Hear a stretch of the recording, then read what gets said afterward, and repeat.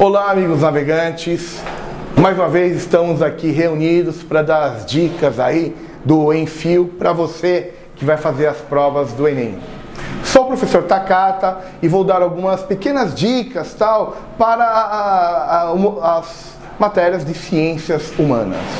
Tudo bem? Então vamos lá.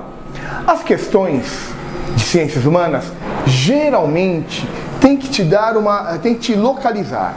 Seja localização no espaço, seja localização no tempo, e aí você tem que se situar a partir daí. Por exemplo, o cara vai lá e coloca para você a Constituição de Getúlio Vargas do Estado Novo. Logo, você sabe que é na década de 30, etc. Se o cara for lá te colocar, por exemplo, a Constituição de 1988, a abertura política, a democratização, já te deram dois dados. Tem uma questão do Enem que ela trabalha isso. Uma Constituição do Estado Novo e uma Constituição da abertura. Bom, esse é um exemplo. Te situou e vai te perguntar, provavelmente, a partir daí, quais são as características de cada Constituição. Não está te cobrando conteúdo diretamente, porque você já tem que ter preconcebido, mas é uma dica de cada local. Ou então, numa outra relação. O Enem te apresenta dois mapas. Um mapa, por exemplo, do Brasil, mostrando o fluxo migratório das décadas 50 e 60. E um outro mapa do Brasil mesmo, mostrando o fluxo migratório das décadas 70 e 80, ambos do século 20. Já são dois dados. Mostra lá flechinhas, por exemplo, no mapa, do fluxo migratório descendo, a população descendo para o sudeste, 50 e 60. E 70 e 80 indo para o norte. São outros dados, três dados, século 20, década 70 e 80, Brasil.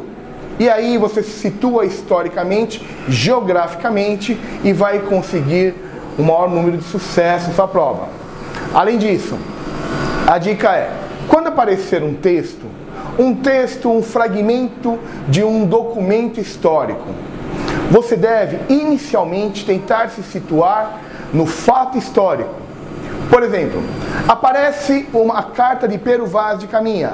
Você deve ter que lembrar que essa carta de Pero Vaz de Caminha, ela foi escrita lá em 1500, assim que os portugueses chegaram. Ela vai descrever o Brasil, vai descrever a fauna, a flora, se o Brasil tinha metais preciosos ou não, vai descrever como era a população.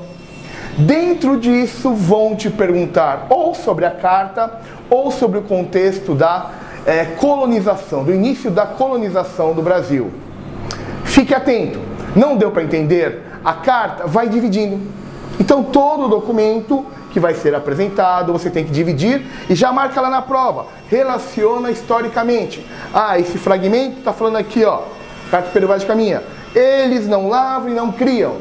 Ah, você já marca um parênteses lá e já sabe, ó, Pero Vaz de Caminha está falando que ali não tinha agricultura e pecuária desenvolvida. Aí tem outro fragmento, por exemplo, na carta de Pero Vaz de Caminha, que vai dizer para vocês: a maior riqueza que esse Brasil tem é a população, e o senhor deve salvá-la, rei. Então já fica a dica para o rei: ó rei, manda uma moçada para o Brasil para catequizar os indígenas, que eles estão prontinho. Você vai lá e marca: salvar essa gente. Aí você escreve lá: no futuro vai acontecer a catequização. As alternativas, quando você for para elas, estão de acordo com esse panorama. Ou então, no outro modelo, apresenta para você uma Constituição, por exemplo, a Constituição dos Estados Unidos. Tem alguns conhecimentos que você tem que ter aí como pré-requisito. Você deve lembrar, no mínimo, que ela é a primeira Constituição com base iluminista. E lembrar que dentro do iluminismo, eles vão tentar criar uma legislação conforme os princípios de liberdade, igualdade e fraternidade. E como item mais fundamental dessa Constituição, o liberalismo econômico. Ah, então você já lembrou liberalismo econômico, liberdade e igualdade, já descreveu ali na prova tudo que pode cercar a questão e mata diretamente. Um outro recurso da prova do Enem é usar charges. Charges para você se contextualizar. Caso você não entenda profundamente a charge, você não tem essa habilidade ainda adquirida para a charge, geralmente a pergunta ela resolve. Se você não se resolver pela charge, você se resolve pela pergunta. Um grande exemplo, teve uma questão do Enem que falava sobre os transgênicos. Aí mostrava um casal na mesa e um pé de feijão gigante. O homem olhava e falava, nossa, feijões mágicos. E a mulher pegava e via transgênicos. A charge já dava uma dica, que o cara estava iludido com aquele feijão gigantesco. E a mulher, olhando, faz mal. Beleza? Não deu, a pergunta era, diferente, não relacionava a charge e dizia lá, olha, quais eram os problemas dos transgênicos para serem não aprovados no Brasil. Entenderam? Não entendeu a charge, olha, se pontua e a pergunta vai te resolver. Bom, fica aí minhas dicas. Novamente, sou o professor Takata. Desejo uma boa prova a todos. Tenham calma, muita calma na hora da prova, Não vai se apavorar com os textos grandes.